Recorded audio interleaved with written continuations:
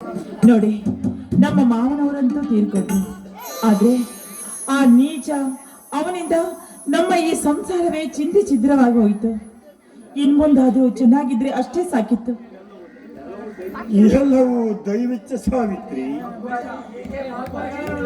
ಅಪ್ಪ ಹೀಗೆ ಬರೀ ಮಾತನಾಡಿದಿರೋ ಅಥವಾ ಅಮ್ಮನಿಗೆ ಮಾಂಗಲ್ಯ ಕಲ್ಪಿಸಿಕೊಡುವಿರೋ? ಹೌದು ಸಾವಿತ್ರಿ, ಬೇಗ ಒಳಗೆ ಹೋಗಿ ಅರಿಶಿಣದ ತುಂಡು ಕುಂಕುಮ ತೆಗೆದುಕೊಂಡು ಬಾ. ಇಂದು ನಿನ್ನ ಮರುಮಾಂಗಲ್ಯ.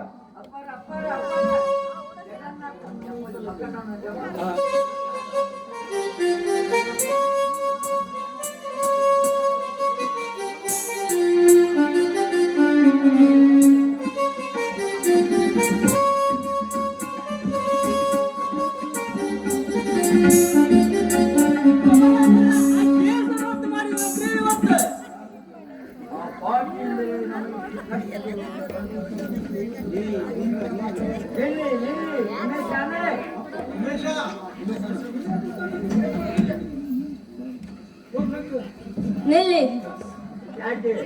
ಯಾಕೆ? ನನ್ನ ಚಿಕ್ಕಪ್ಪ ಬಂದ ನಂತರವೇ ನಿಮ್ಮ ಮದುವೆ. ಅಪ್ಪರ ಜಗನ್ನಾಥ್ ಸಿಗ್ಲಿದ್ದಕ್ಕ ಆ ಕೇಸ್ ಅಂತ ಮಾಡ್ಬಿಟ್ರಂತ ನೋಡ್ರಿ ಮನೀಗ. ಉಮೇಶ, ನಾನು ಹೇಳಿದ ಕೆಲಸ ಏನು ಮಾಡಿದೀಯೋ? ಓ, ಆ ಕೆಲಸವೇ? ಮಗ ತಂದ ಮಾಂಗಲ್ಯ, ಸ್ವಂತ ದುಡಿಮೆಯಿಂದ ತಂದ ಮಾಂಗಲ್ಯ ಅಪ್ಪಾಜಿ, ತೆಗೆದುಕೊಳ್ಳಿ. ಬಸವರಾಜ, ಆ ಜಗನ್ನಾಥ ಆಡಿದ ಮಾತಿನಿಂದ ನೀನು ಸಹಿತ ನಮ್ಮನ್ನು ಕೈ ಬಿಟ್ಟಿಲ್ಲ ಎಂದು ತಿಳಿದಿದ್ದೆವು. ಕೊನೆಗೂ ನನ್ನ ಮಗನಿಂದಲೇ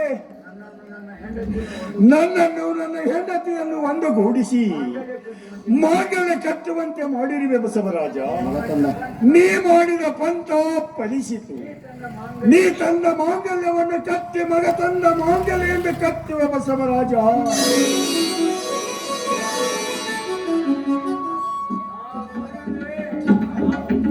ನಾ ಬರುವೆ. ಸಂಜೆ ಬಂದ ನಂತರ ಈ ಮನೆಯಲ್ಲಿ ಇರುವುದು ನನಗೆ ಒಳ್ಳೆತಲ್ಲ. ಉಮೇಶ, ಬರುತ್ತೇನೆ. ಅತ್ತಿಗೆ, ಬರುತ್ತೇನೆ. ಬಸವರಾಜ, ನಿನ್ನ ಕಾಲಿಡಿದು ಬೇಡಿಕೊಳ್ಳೆ. ನಮ್ಮನ್ನು ಬಿಟ್ಟು ಹೋಗದೆ.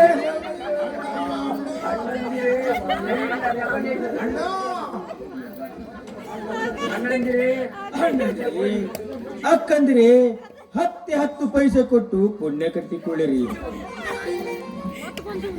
ಅಲ್ಲಪ್ಪ, ಭಿಕ್ಷೆ ಬೇಡಿ ಬೇಡಿ ಇಷ್ಟೊಂದು ಹಣವನ್ನು ಸಂಪಾದನೆ ಮಾಡಿದ್ದು ಅಲ್ಲದೆ ಮತ್ತು ಭಿಕ್ಷೆ ಕೊಟ್ಟು ಪುಣ್ಯ ಕಟ್ಕೊಳ್ಳಿ ಅಂತ ಹೇಳಿ ದುಡ್ಡು ಮಾಡೋದಕ್ಕೆ ಅಂತ ಬಂದಿದ್ಯಾ? ಯಾರು? ಓ, ಅದೇನು? ಇದೇನು ಸುನಿಲ ರೀ? ಇವರು ನಮ್ಮ ಸುನಿಲ ಕಣ್ರಿ, ನಮ್ಮ ಸುನಿಲ.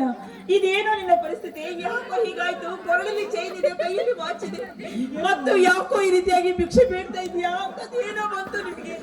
ಏನು? ನನ್ನ ಅತ್ತಿಗೆ ಸಾವಿತ್ರ ಮರದಲ್ಲಿ ಇದು. ಅತ್ತಿಗೆ, ಅಣ್ಣ ನನ್ನನ್ನು ಕಾಪಾಡಿ.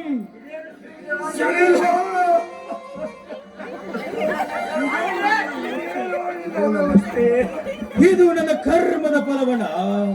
ಹೆಂಡತಿ ಗುಲಾಮನಾಗಿ ನಡೆದುಕೊಂಡ ತಪ್ಪಿಗಾಗಿ ದೇವರು ಕೊಟ್ಟ ವರದ ಫಲ. ಹೆಂಡತಿ ಕೈಯಿಂದ ಆಶೆ ತುಗಿಸಿಕೊಂಡ ಪರಿಣಾಮ ಈ ವಿಷ ಫಲ. ಅಲ್ಲಪ್ಪ, ನಿನ್ನ ಹೆಂಡತಿಯಲ್ಲಿ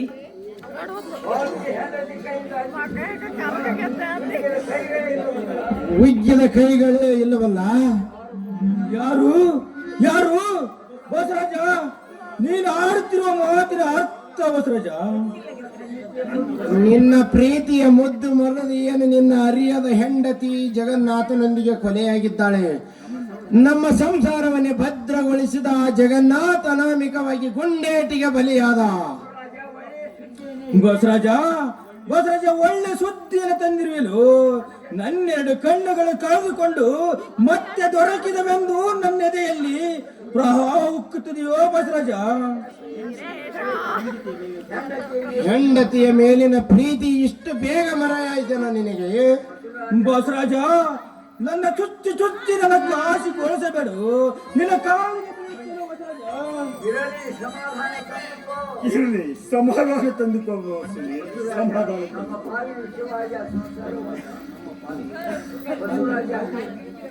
ಬಸವರಾಜ, ನೋಡು, ನಮ್ಮ ಪಾಲಿಗೆ ವಿಷವಾಗಿರುವ ಆ ದುರುಳನಿಂದ ನಮ್ಮ ಸಂಸಾರಕ್ಕೆ ಇಷ್ಟೊಂದು ಗತಿ ಬಂತು. ನೋಡು, ಏನೇ ಆಗಲಿ ಕೊನೆಗೂ ನಮ್ಮೆಲ್ಲರನ್ನೂ ಒಂದುಗೂಡಿಸಿದ್ನಲ್ಲ ಆ ದೇವರು, ಅಷ್ಟೇ ಸಾಕು.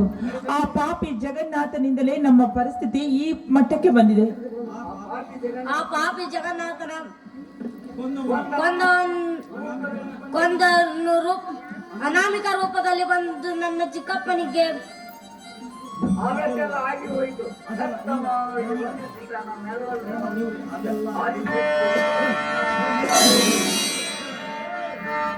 ನಮ್ಮನ್ನೆಲ್ಲರೂ ಒಂದುಗೂಡಿಸಿದ ಆ ದೇವರಿಗೆ ಕೊನೆಯದಾಗಿ ನಾಂದಿಯನ್ನು